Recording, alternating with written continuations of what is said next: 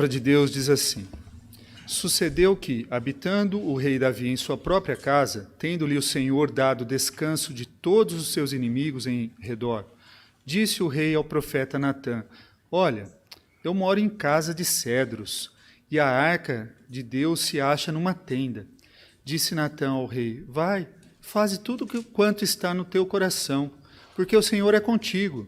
Porém, naquela mesma noite veio a palavra do Senhor a Natã, dizendo: Vai e dize a meu servo: Assim diz o Senhor: Edificar-me-ás tu casa para minha habitação? Porque em casa nenhuma habitei desde o dia em que fiz subir os filhos de Israel do Egito até o dia de hoje, mas tenho andado em tenda, em tabernáculo, em todo lugar em que andei, com todos os filhos de Israel falei. Acaso alguma palavra com qualquer das suas tribos, a quem eu mandei apacentar o meu povo de Israel, dizendo: Por que não me edificais uma casa de cedro? Agora, pois, assim dirás ao meu servo Davi: Assim diz o Senhor dos Exércitos: Tomei-te da malhada, de trás das ovelhas, para que fosse príncipe sobre o meu povo, sobre Israel. E fui contigo, por onde quer que andaste, eliminei os teus inimigos diante de ti, e fiz grande o teu nome, como só os grandes têm na terra. Prepararei lugar para o meu povo, para Israel, e o plantarei para que habite no seu lugar, e não mais seja perturbado. E jamais os filhos da perversidade o aflijam, como dantes. Desde o dia em que mandei houvesse juízes sobre o meu povo de Israel, dar-te-ei, porém, descanso de todos os teus inimigos. Também o Senhor te faz saber que Ele, o Senhor, te fará casa. Quando teus dias se cumprirem e descansares com os teus pais, então farei levantar depois de ti o teu descendente que procederá de ti e estabelecerei o seu reino. Este edificará uma casa ao meu nome, e eu estabelecerei para sempre o trono do seu reino. Eu lhe serei por pai, e ele me será por filho. Se vier transgredir, castigá-lo-ei com varas de homens, e com açoites de filhos de homens. Mas a minha misericórdia não se apartará dele, como retirei de Saul, a quem tirei de diante de ti. Porém, a tua casa e o teu reino serão firmados para sempre diante de ti. Teu trono será estabelecido para sempre, segundo todas essas palavras e conforme toda esta visão. Assim falou Natã a Davi. Então entrou o rei Davi na casa do Senhor, ficou perante ele e disse: Quem sou eu, Senhor Deus? E qual é a minha casa, para que me tenhas trazido até aqui? Foi isso ainda pouco aos teus olhos, Senhor Deus, de maneira que também falaste a respeito da casa de teu servo para tempos distantes, e isto é instrução para todos os homens, ó Senhor Deus. Que mais ainda te poderá dizer, Davi? Pois tu conheces bem a teu servo, ó Senhor Deus. Por causa da tua palavra e segundo o teu coração fizeste toda esta grandeza, dando a conhecer o teu servo. Portanto, grandíssimo és, ó Senhor Deus, porque não há semelhante a ti, e não há outro Deus além de ti, segundo tudo que nós mesmos temos ouvido. Quem há como o teu povo, como Israel, gente única na terra, a quem tu, ó Deus, foste resgatar para ser teu povo, e para fazer a ti mesmo um nome, e fazer a teu povo estas grandes e tremendas coisas, para a tua terra, diante do teu povo, que tu resgataste do Egito, desterrando as nações e seus deuses? Estabeleceste teu povo, Israel, por teu povo para sempre, e tu, ó Senhor, te fizeste o seu Deus. Agora, pois, ó Senhor Deus, quanto a esta palavra que disseste acerca do teu servo e acerca da tua casa, confirma-a para sempre e faze como falaste. Seja para sempre engrandecido o teu nome, e diga-se: o Senhor dos Exércitos é sobre Israel, e a casa de Davi, teu servo, será estabelecida diante de ti. Pois tu, ó Senhor dos Exércitos, Deus de Israel, fizeste ao teu servo essa revelação, dizendo: edificar-te-ei casa. Por isso, o teu servo se animou para fazer esta oração. Agora, pois, ó Senhor, Deus, tu mesmo és Deus, e as tuas palavras são verdade, e tens prometido a teu servo este bem. Se, pois, agora, servido de abençoar a casa do teu servo, a fim de permanecer para sempre diante de ti, pois tu, ó Senhor Deus, o disseste, e com a tua bênção será para sempre. Bendita a casa do teu servo. Oremos, irmãos. Senhor Deus, tua palavra foi lida, ó Deus, que nós possamos ser constrangidos com teu Espírito Santo, ó Deus, a se humilhar diante de ti, aplicar, ó Pai, o ensinamento da tua palavra em nossas vidas, ó Deus. Sê conosco nessa noite. Em nome de Jesus que nós oramos. Amém. Irmãos, as crianças sempre querem agradar os pais, seja dia dos pais, dia das mães, Natal. Eles sempre falam, ai, pai, mãe, quero comprar um presente para você, né? E nós sabemos, né, que eles podem ir lá até comprar o presente, mas quem vai pagar por eles somos nós, né? Mas eles querem fazer isso. Ah, queria tanto te dar um presente, pai, queria te dar um presente assim, grandão, tal. E a gente sabe que você que vai pagar a conta no final, né? Mas eles têm esse sonho, muitas vezes a gente permite que eles façam algumas coisas.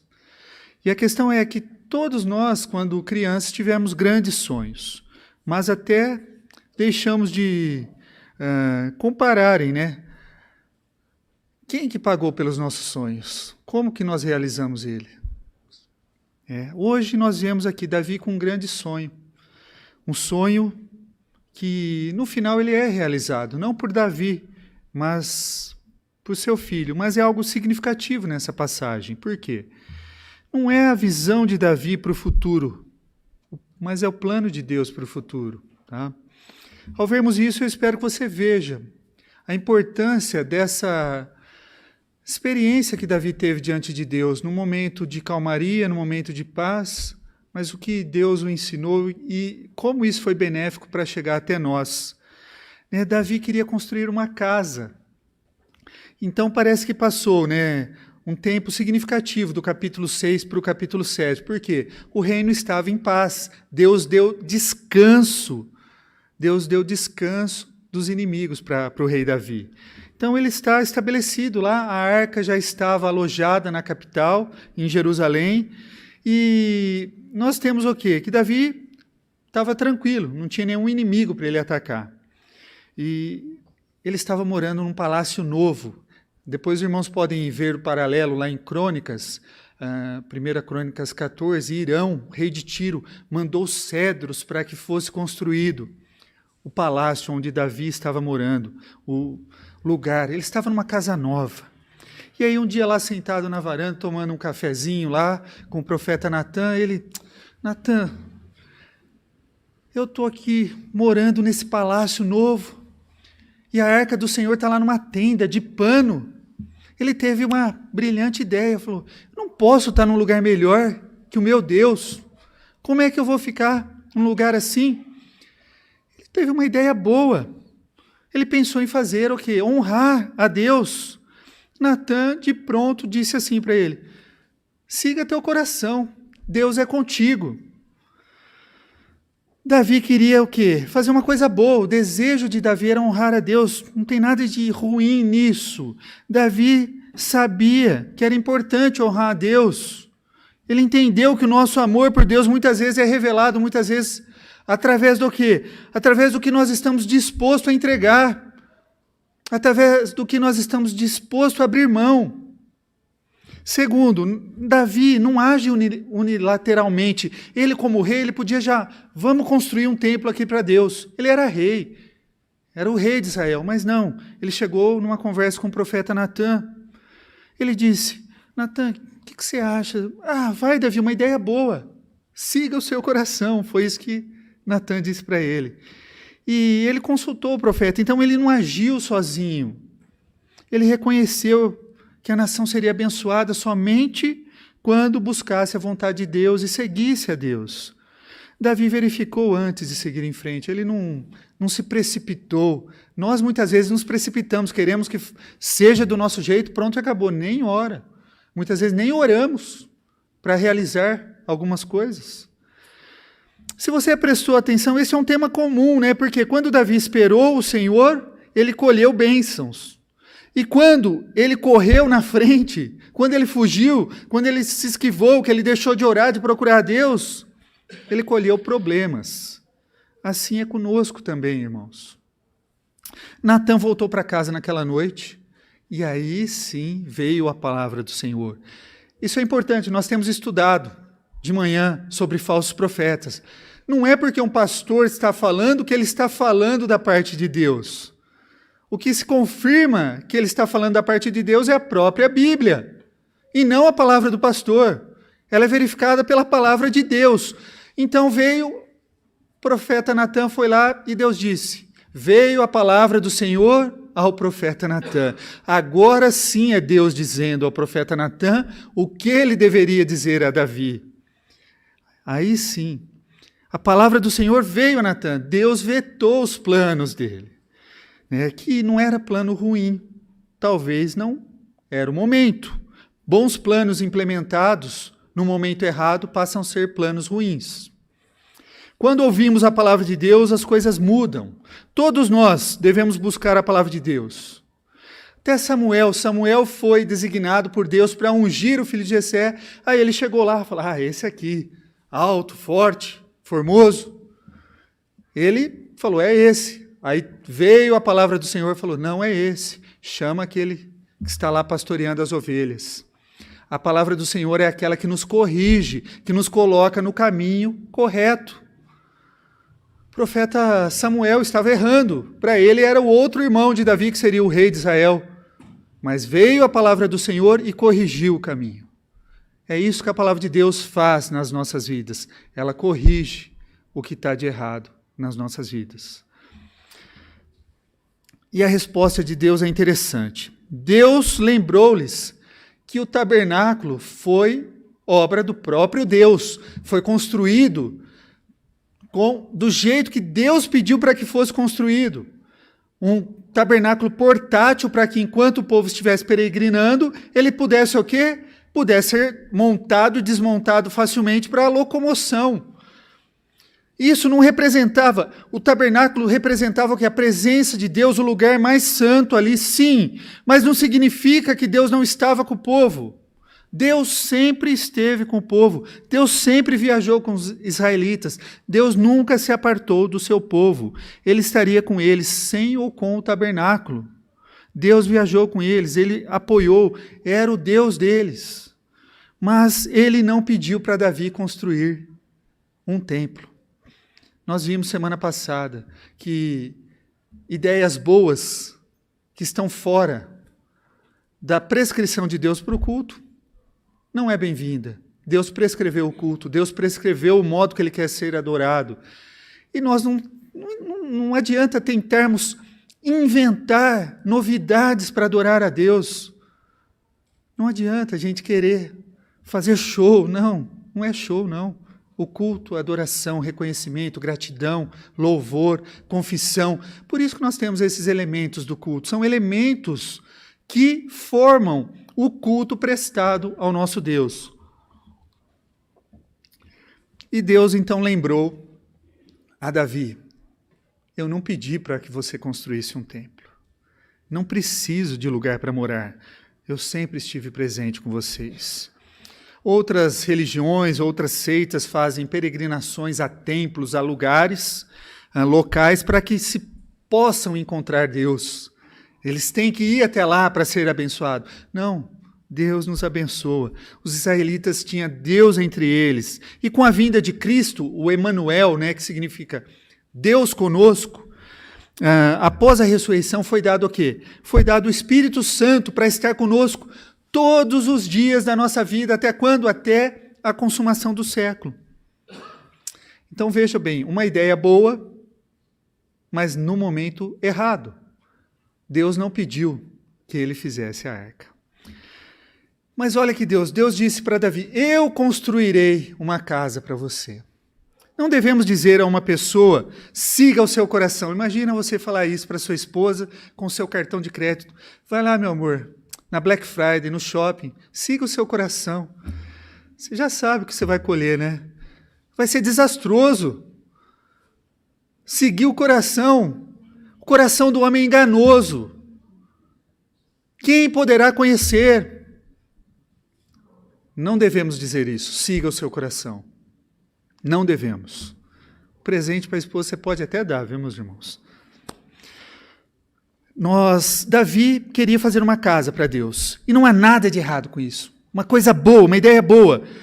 Deus virou e disse: você, Davi, você é como uma criança. Por isso que eu introduzi como uma criança. Você é como uma criança, Davi. Tudo que você for fazer, você depende de mim. Você pode até ir lá no shopping e comprar um presente para mim, mas é eu que vou pagar por ele. Tudo, Davi, todas as bênçãos, vem de mim, Davi. Deus falou: você é um menino. Na linguagem de futebol nós ia falar: você é um juvenil. Você é um juvenil, Davi. Você é uma criança. Eu estou no controle. Tudo depende de mim. Eu é que vou fazer uma casa incrível para você. Foi Deus que chamou Davi ao seu posto. Foi ele que protegeu no deserto, quem afastou os seus inimigos. Então Deus disse: farei seu nome grande como os maiores homens da terra. Eu providenciarei um lugar para o meu povo. Eu os plantarei para que eles possam ter uma casa própria. Eu vou dar-lhes descanso de seus inimigos. E não para por aí. E aí Deus faz a aliança com Davi.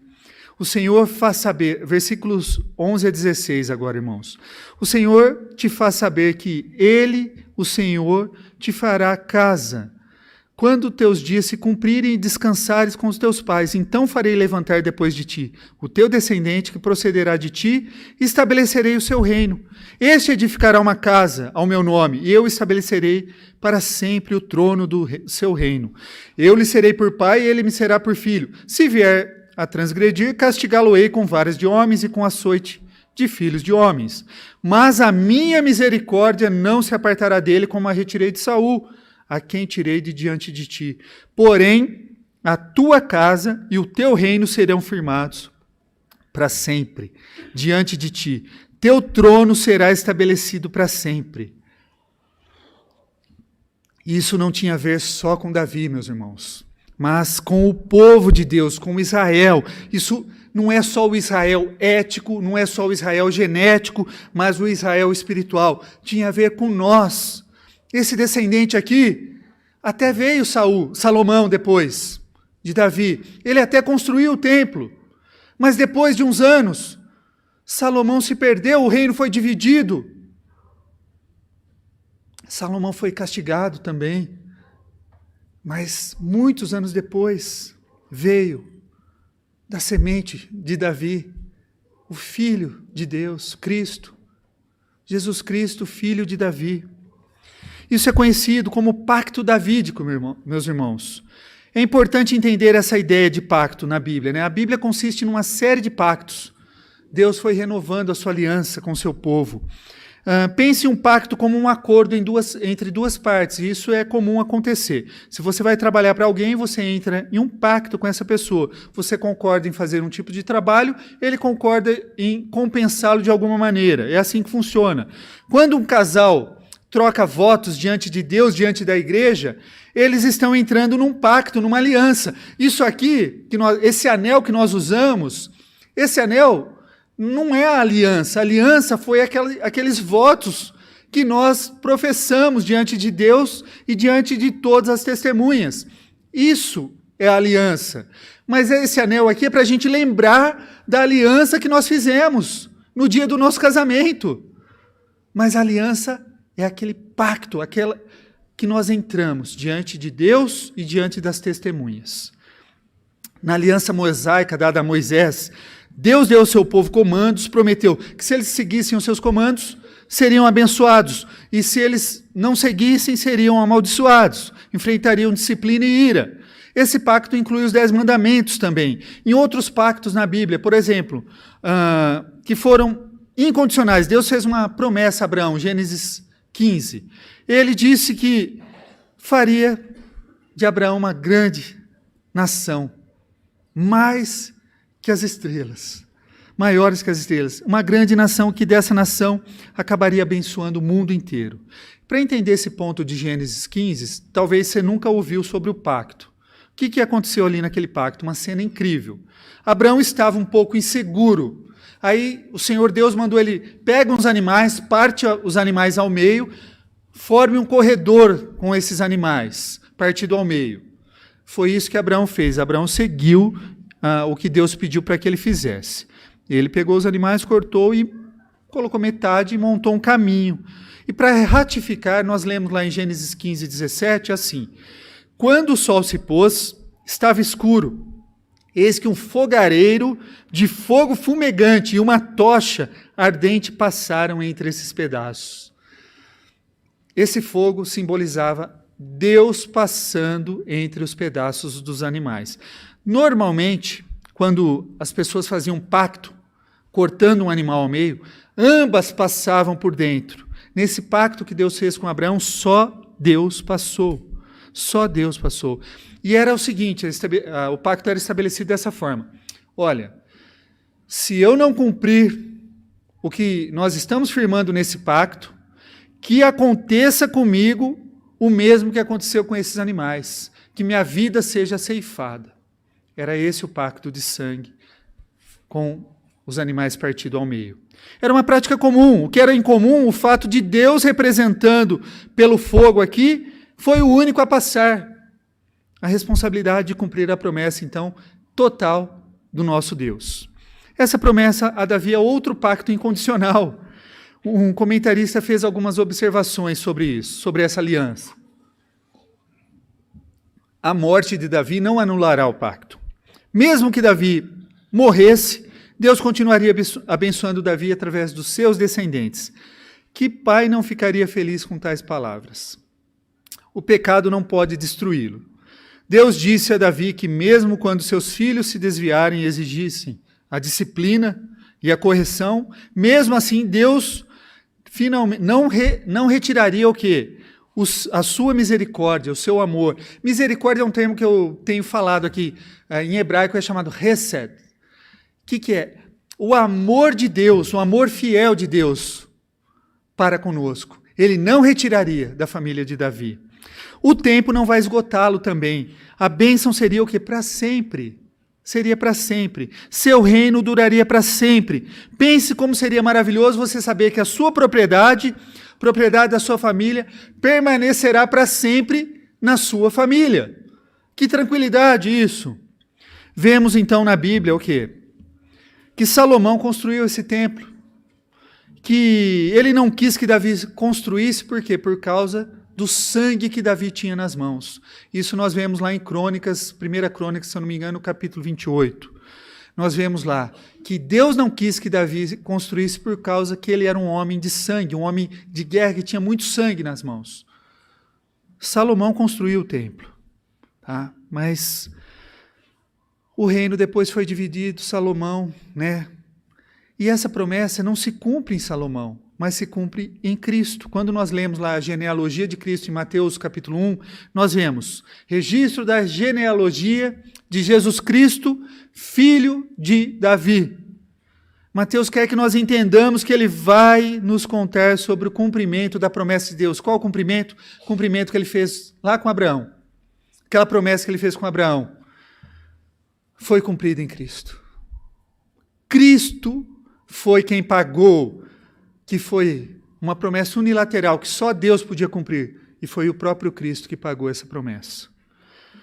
Jesus é o próximo e último rei de Israel. Através da sua morte, sua ressurreição, sua ascensão, ele se assentou à destra de Deus e está reinando para sempre.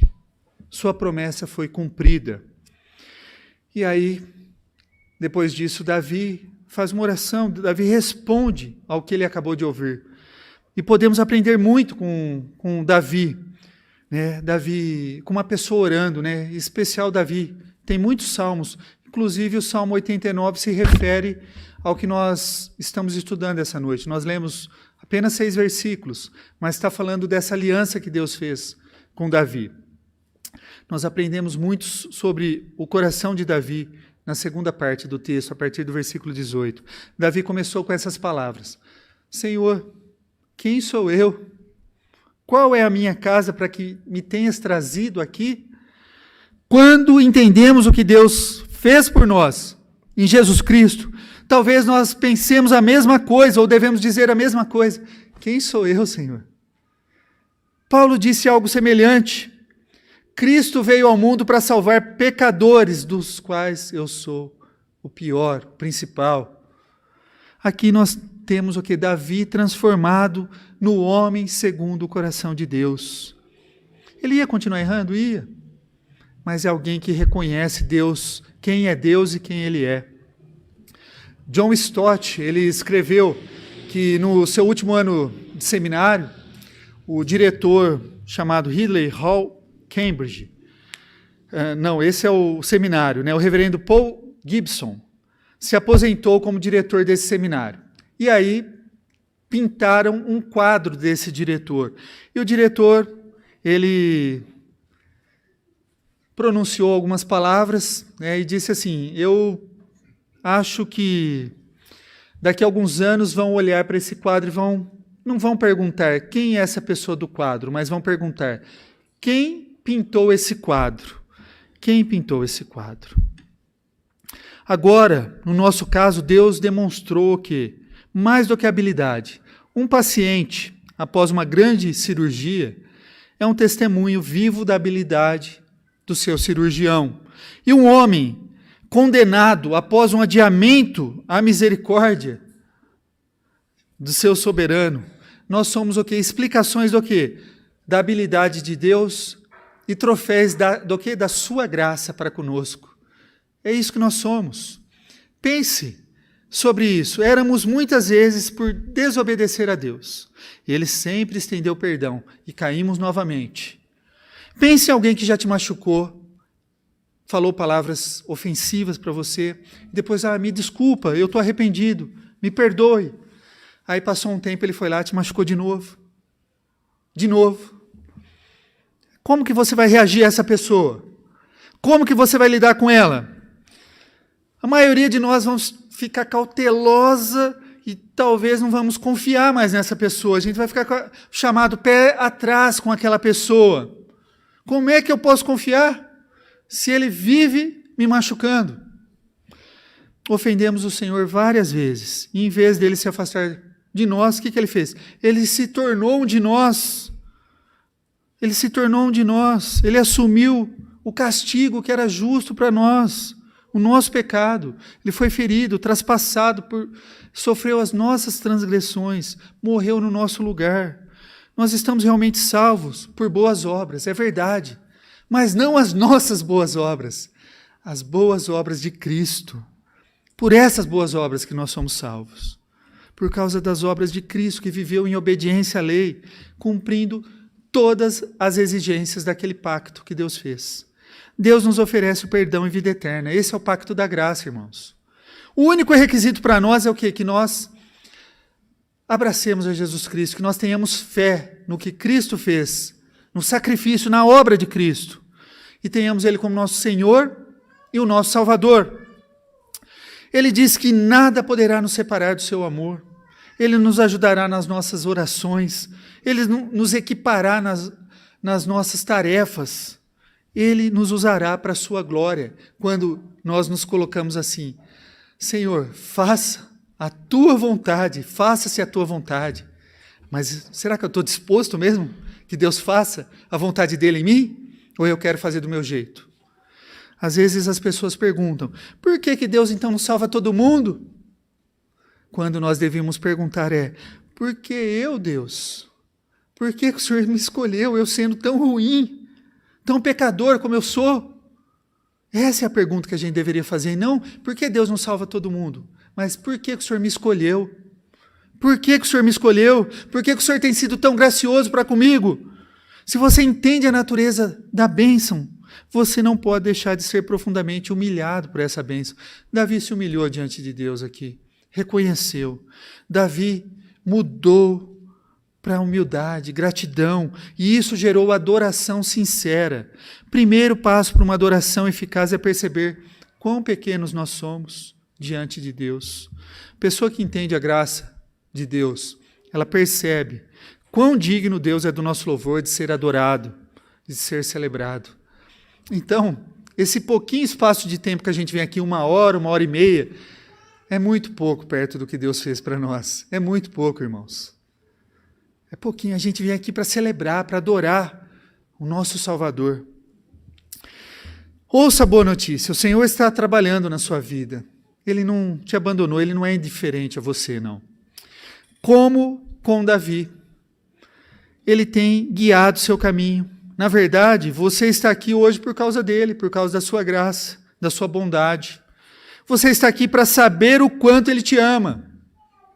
Deixe-me dar 3 pontos para você guardar e levar para casa.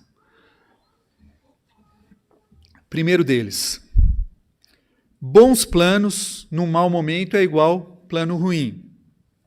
Essa é uma lição que todos nós precisamos e podemos aprender, isso na vida como um todo. Bons planos num mau momento vai ser um plano ruim. O tempo de Deus é perfeito, devemos confiar no tempo de Deus. Davi não construiu a Deus um templo como desejava, mas seu filho Salomão construiu. Perto do fim da sua vida, Davi trabalhou duro para deixar o projeto, as coisas encaminhadas para seu filho. Tá? A lição é, quando Deus diz não, não significa que quando Deus fechou uma porta, as coisas não saíram como esperado. Pode não significar que o plano é ruim, mas simplesmente não é o momento. Não se desespere. Espere no tempo de Deus. Entregue para Deus. Segunda, a oferta de salvação de Deus é impressionante em sua generosidade, misericórdia, graça. Deus sempre o que nos mostrou? Amor, mas nós rejeitamos esse amor e seguimos o nosso próprio caminho. É aquela coisa, quando você fala para a criança, olha, não vai fazer aquilo. Primeira coisa que ela vai fazer é aquilo. Se eu falar para vocês, ó, não pense nesse vaso no centro da mesa. Primeira coisa que você vai fazer é pensar no vaso que está no centro da mesa. Nós tendemos a desobedecer. E é isso que nós fizemos. O Criador do universo não nos rejeitou. Ele podia ter apagado tudo, começado novo, mas não foi isso que ele fez. Ele escolheu muitos homens, renovou a sua aliança, até que veio Emanuel, Deus conosco, o único, o seu filho, o único capaz de cumprir a aliança. Deixou a glória do céu, assumiu a natureza humana, se humilhou, sofreu a ira de Deus lá na cruz. Davi, quem era Davi? Davi é aquele homem que pré-anunciava isso, reconhecendo quem ele era e quem Deus era. Por que ele fez tudo isso? Vocês já se perguntaram por que ele fez tudo isso? A resposta nos surpreende com sua simplicidade. Por quê? Porque ele nos ama. Ele ama. E por isso ele fez. Ele fez isso porque ele prometeu a Abraão. Ele prometeu a Davi. E como sabemos que essa graça será estendida a nós depois de tudo que nós fizemos? Mesmo a gente continuando errando. Porque não depende de nós. É um pacto unilateral que é cumprido pelo próprio Deus. Porque ele nos ama, porque ele prometeu e o seu caráter não falha. Terceira e última, para que você leve para casa, uma verdadeira compreensão da graça nos fará humildes e não orgulhosos. Como tem gente orgulhosa do que tem, do que está conquistando. Meus irmãos, nós vimos a vida, ela é como um sopro. Rainha Elizabeth reinou por 70 anos. A vida é como um sopro. Nós não vamos levar nada daqui. Não estou falando para ninguém ser pródigo, não. Nós devemos ser preventivos, sim, mas não deposite a sua esperança aqui nessa terra. Não está aqui. O próprio Cristo nos ensinou. Aqui, os ladrões roubam, a traça e a ferrugem corroem. Lá não. Onde a gente acumula o tesouro celestial. Lá, ladrões não roubam, traça e ferrugem não corrói. Tenha isso com vocês. Tenha isso. Às vezes olhamos uns para os outros, concluímos que somos melhores que eles, ou às vezes chegamos em algum lugar de crentes, tá? Estou falando entre crentes, que nós nos sentimos humilhados porque ninguém veio falar conosco. Nos fazemos uma autocomiseração. Nossa, ninguém falou comigo naquela igreja. Ninguém veio falar comigo. Ai, coitadinho de nós, né? Que ninguém falou conosco. Você está indo lá para quê? Vamos lá para cultuar a Deus. Vai com o Espírito certo. As coisas vão se encaixar, meus irmãos. É lógico que é muito bom ser bem recebido, né, meus irmãos? E com sinceridade. Mas muitas vezes nós somos essa pessoa que nem cumprimenta a outra pessoa.